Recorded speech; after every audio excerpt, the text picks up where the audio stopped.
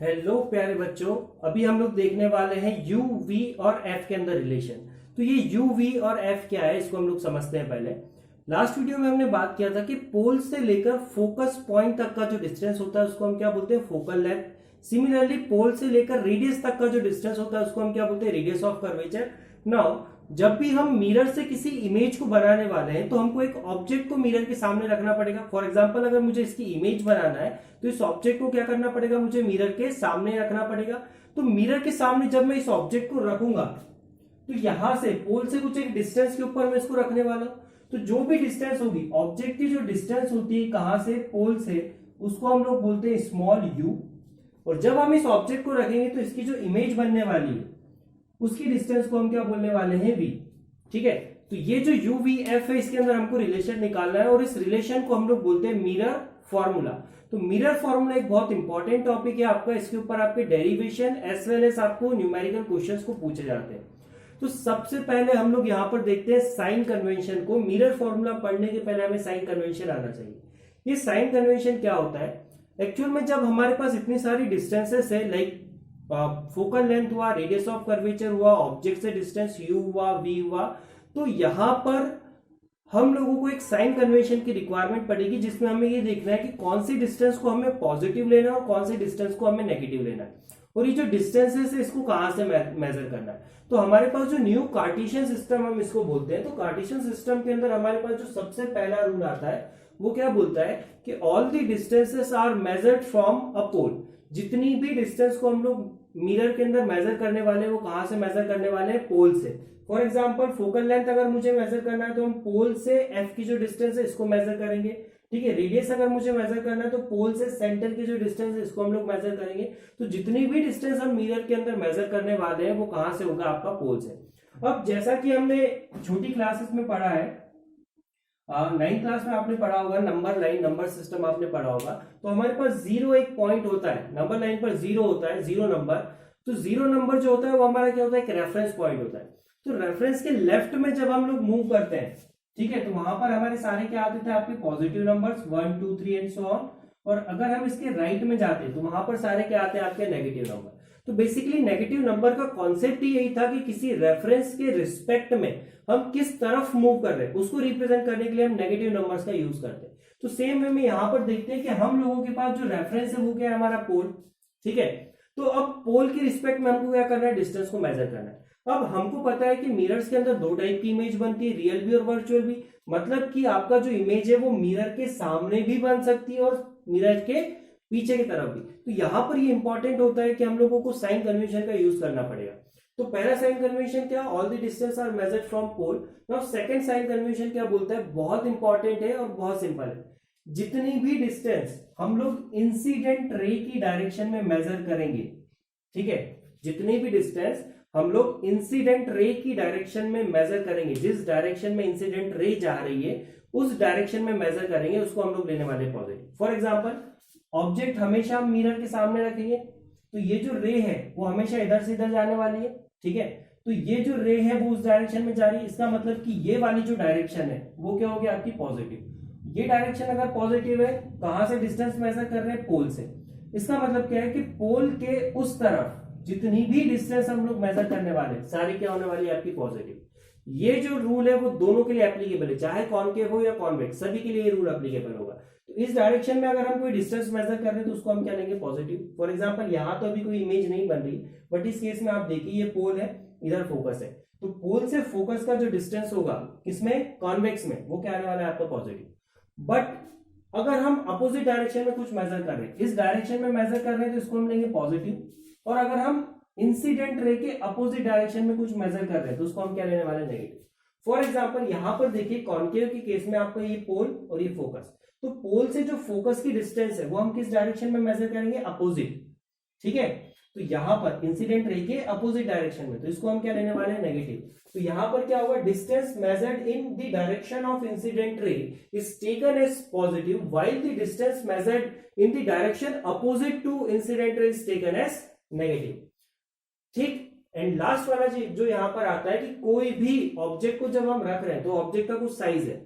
अब ये ऑब्जेक्ट का जो साइज है इसको हमको मेजर करना है और इमेज बन रही है उसके साइज को अगर हमको मेजर करना है तो यहां पर एक रूल आता है हाइट वाला रूल, जिसमें हम क्या बोलते हैं कि अगर ये मेरी प्रिंसिपल एक्सिस है तो प्रिंसिपल एक्सिस के ऊपर अपवर्ड डायरेक्शन में, परपेंडिकुलर अपवर्ड डायरेक्शन में हम जो भी डिस्टेंस मेजर करेंगे, हाइट मेजर करेंगे, उसको हम लेने वाले पॉजिटिव। फॉर एग्जांपल अगर ये ब्लैक पेन की हाइट मुझे मेजर करना है तो इसको हम क्या लिखेंगे, पॉजिटिव।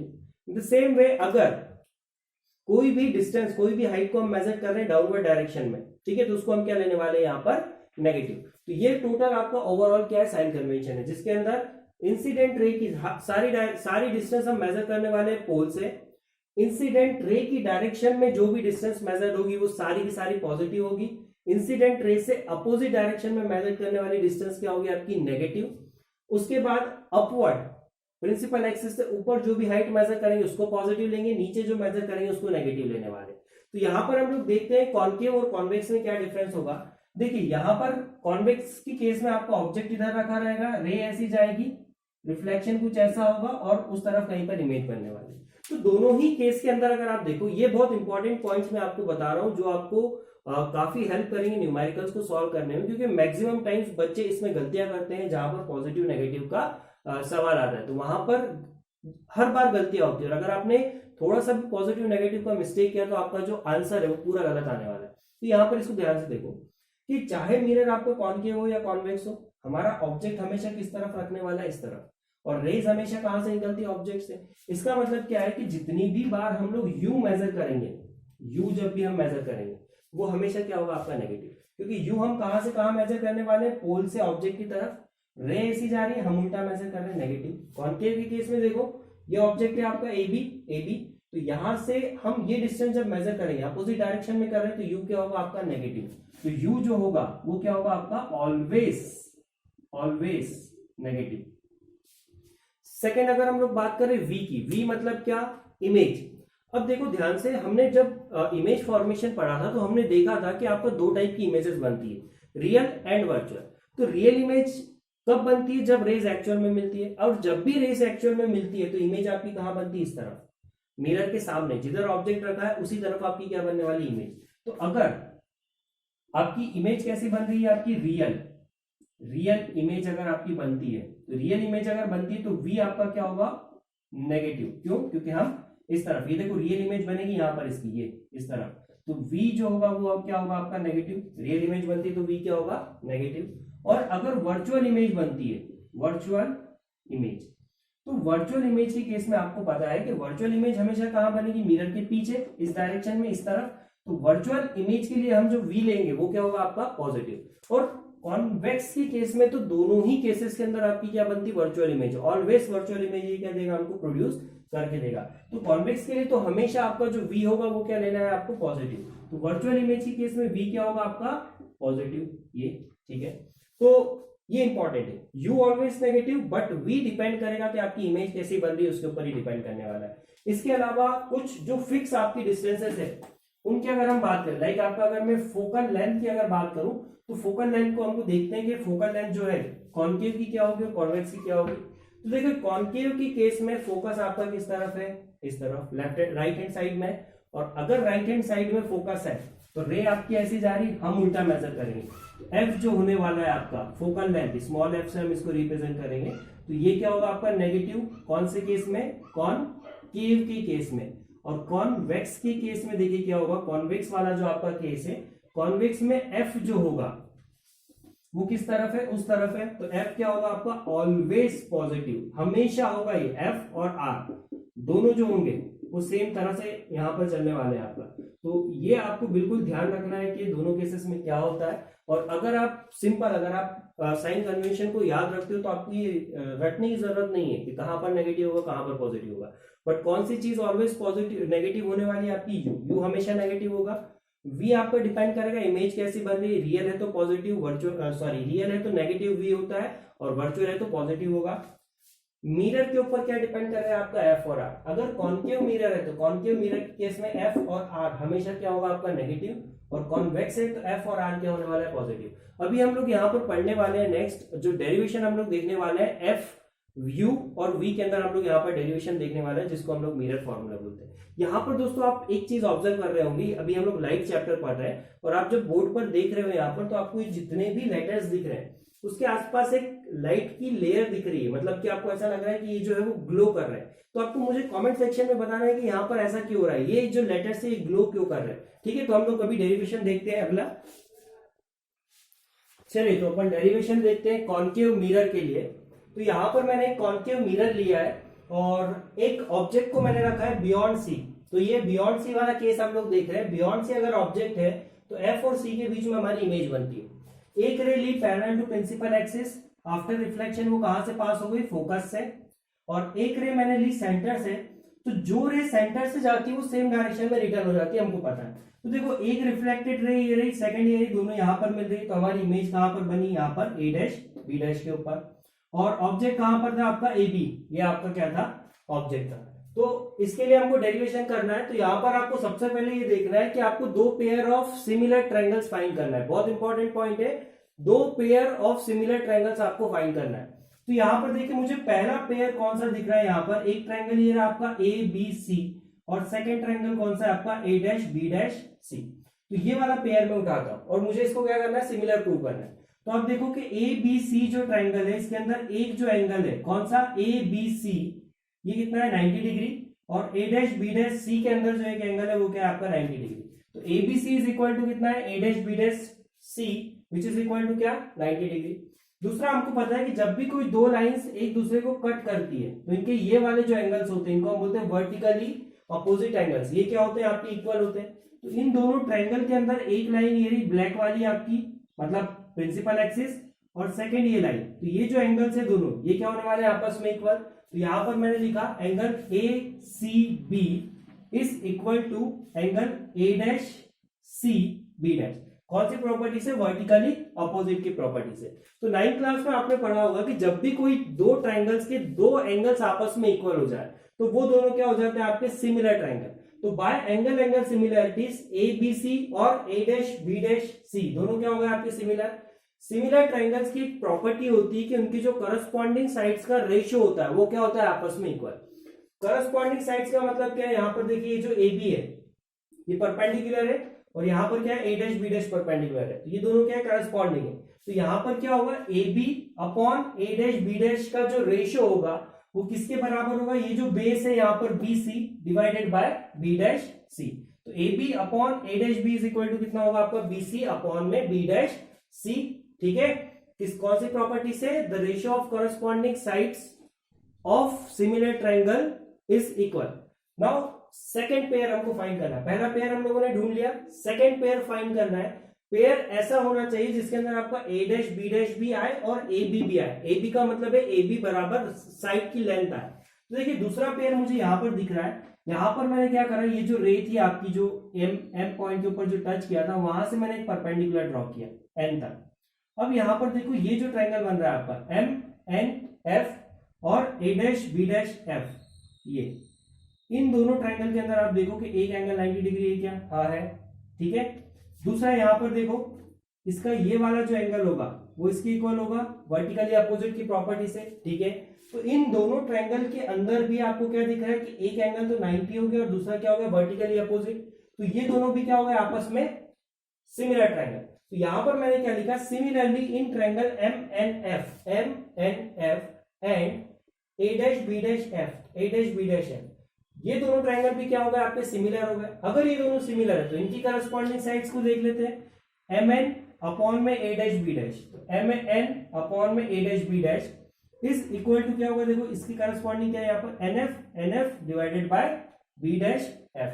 तो N F divided by F B dash, ये रेशियो क्या हो गया, इक्वल हो गया। अब यहाँ पर ए बी तो कहीं नहीं आ रहा, लेकिन अगर आप देखोगे तो ये जो लाइन है ए एम, ये इसके पैरेलल है, और दो पैरेलल लाइन के बीच का डिस्टेंस हमेशा क्या होता है, इक्वल। तो यहां पर ये जो ए बी है वो किसके इक्वल है, एम एन के इक्वल है। तो मैं क्या कर सकता हूं, इस एम एन की जगह पर क्या लिख सकता हूं, ए बी। तो मैंने इस एम एन को उठाकर यहां पर क्या लिख दिया, ए बी। तो ये क्या हो गया आपका, ए बी अपॉन में A dash B dash is equal to N F upon में एफ बी डैश।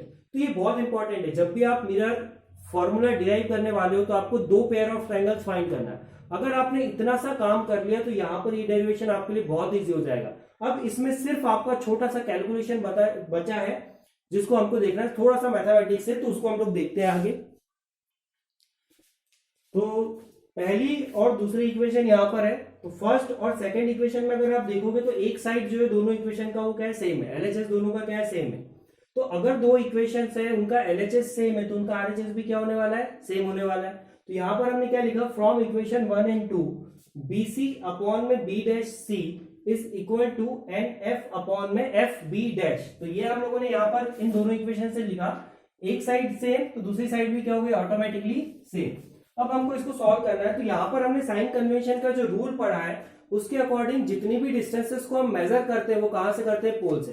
बट अभी आप देखो कि यहाँ पर कहीं पर भी पोल से कोई भी डिस्टेंस मेजर नहीं है, तो हमको ये जो डिस्टेंसेस है इनको कन्वर्ट करना है। कैसे, ये जो BC है इसको हमको पोल के रिस्पेक्ट में लिखना है। कैसे लिखना है, देखो यहाँ पर मैंने एक अलग से लाइन बनाई है, तो ये रहा आपका पॉइंट P, ये आपका पॉइंट B, ये आपका पॉइंट C। ये जो BC डिस्टेंस है इसको देखो मैं क्या लिख सकता हूँ, क्या मैं इसको ऐसा लिख सकता हूँ क्या, PB मतलब कि पूरा डिस्टेंस ये, और इस पूरे डिस्टेंस में से अगर मैं इस P से C तक के डिस्टेंस को हटा दूं तो मेरे पास क्या बचने वाला है, BC।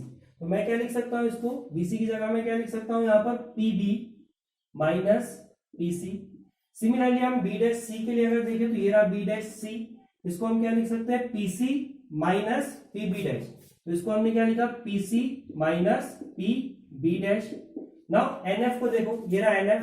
अब NF में तो हम क्या करें, देखिए अपर्चर आपका स्मॉल है, अगेन ये हमको हमेशा अजम्पशन लेना है। तो अपर्चर अगर स्मॉल है तो n जो है वो क्या है, P के बहुत पास है, तो सिंपली हम क्या लिख सकते हैं, NF जो है इसको हम क्या लिख सकते हैं यहाँ पर PF, तो ये हमने लिख दिया PF, और FB डैश, तो ये रहा FB डैश। FB डैश को हम ऐसा लिखेंगे PB dash minus PF, PB dash minus PF। तो ये क्या हो जाएगा आपका PB डैश माइनस PF, ये हम लोगों ने लिखा।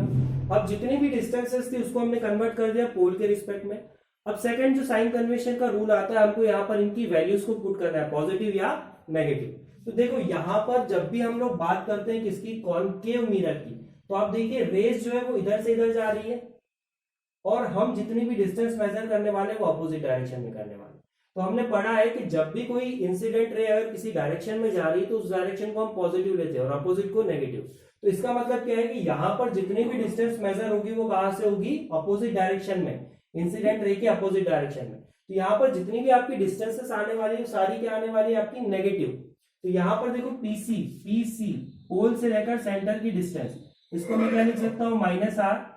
PB पोल से लेकर ऑब्जेक्ट का डिस्टेंस, इसको हम क्या लिख सकते हैं, -U। PB डैश पोल से लेकर इमेज का डिस्टेंस, इसको हम क्या लिख सकते हैं, -V। PF इसको हम क्या लिखेंगे यहाँ पर, PF इज इक्वल टू क्या हो जाएगा आपका -F। ये हम लोगों ने यहाँ पर लिखा, इसको हम लोग यहाँ पर पुट कर देते हैं। तो देखो क्या होगा यहाँ पर, PB की जगह मैंने क्या लिखा, -V माइनस PC की जगह लिखा मैंने -R। PC की जगह लिखा -R minus sign PB dash की जगह मैंने लिखा यहाँ पर -U is equal to PF की जगह लिखा मैंने -F। फिर यहाँ पर कितना है, PB डैश, तो PB डैश की जगह लिखा -U और माइनस साइन लगाकर यहाँ पर क्या लिखा मैंने, PF इज इक्वल टू कितना हो गया आपका -F।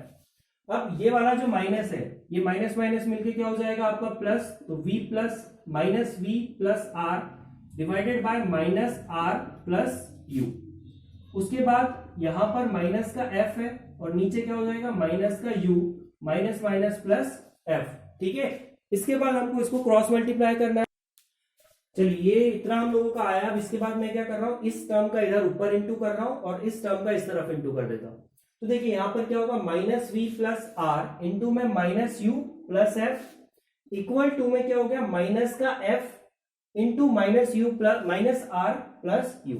अब इसको सिंप्लीफाई कर लेते हैं। देखिए -V into -U, minus minus क्या हो गया प्लस, तो ये क्या हो गया आपका U इंटू V। फिर -V इंटू F कितना हो गया, माइनस का VF। R इंटू -U, तो ये हो जाएगा माइनस का UR। R इंटू F कितना हो जाएगा आपका FR।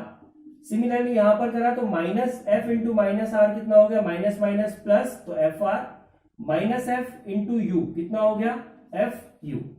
अब यहां पर जो टर्म कैंसिल हो रही है उसको कैंसिल कर देते हैं हम सबसे पहले। तो देखो इस तरफ भी FR है, इस तरफ भी FR है, FR से FR कैंसिल, और कोई टर्म यहां पर कैंसिल नहीं हो रही। हमारा जो मिरर फॉर्मूला होता है ना, वो रिलेशनशिप होता है आपका U, V और F के अंदर, बट अभी हमारे पास एक टर्म ऐसी जिसके अंदर क्या आ रहा है, आपका आर आ रहा है।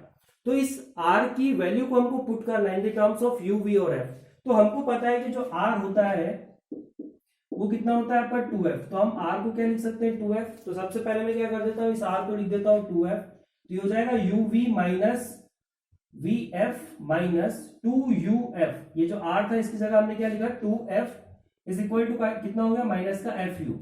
अब देखो यहाँ पर fu है, यहाँ पर भी fu है, uf fu एक ही बात है। तो इसको हम उस तरफ कर देते हैं। तो ये हो जाएगा आपका uv माइनस vf, ठीक है, is equal to 2uf minus fu, ठीक है। तो 2uf में से जब fu जाएगा तो आपका कितना बचेगा, एक fu। दो में से एक गया तो कितना बचा, एक। तो यहां पर कितना बचा आपका uf, ये आ गया।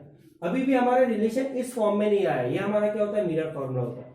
तो यहां पर हमको एक छोटा सा काम करना है। हमको क्या करना है, इस पूरी इक्वेशन को डिवाइड करना है किससे, u v और f से। तो इस इक्वेशन को हम क्या कर देते हैं, u v f के प्रोडक्ट से डिवाइड कर देते हैं। तो ये हो जाएगा आपका uv अपॉन में uvf, और ये जो माइनस वाली टर्म है चलो इसको हम बाद में ले लेंगे। तो ये vf अपॉन में uvf is equal to uf upon में uvf। जो टर्म कैंसिल हो रही है उसको कैंसिल कर देते हैं। तो यहां पर u से u कैंसिल, v से v कैंसिल, v से v, f से f, u से u, f से f कैंसिल। तो यहां पर जो एक्सप्रेशन मेरे पास बचा है वो कितना बचा है, 1 by F minus 1 by U is equal to 1 by V. अब हम क्या करते हैं, इस माइनस के 1 बाय यू को उस तरफ दे दें। तो ये हो जाएगा 1 by F is equal to 1 by V, minus है उधर जाएगा तो क्या हो गया आपका प्लस। तो ये हमारे पास एक रिलेशनशिप निकल कर आया एफ यू वी और यू के अंदर। इसी रिलेशन को हम क्या बोलते हैं, आपका मिरर फॉर्मूला। इस रिलेशन को हम लोग क्या बोलने वाले हैं, मिरर इक्वेशन या फिर मिरर फॉर्मूला। तो ये हम लोगों के पास मिरर फॉर्मूला होगा। कॉन्वेक्स मिरर के लिए भी आपका सेम डेरिवेशन होगा, उसके अंदर यूवीएफ के अंदर सेम रिलेशन आएगा, सेम साइन आएगा।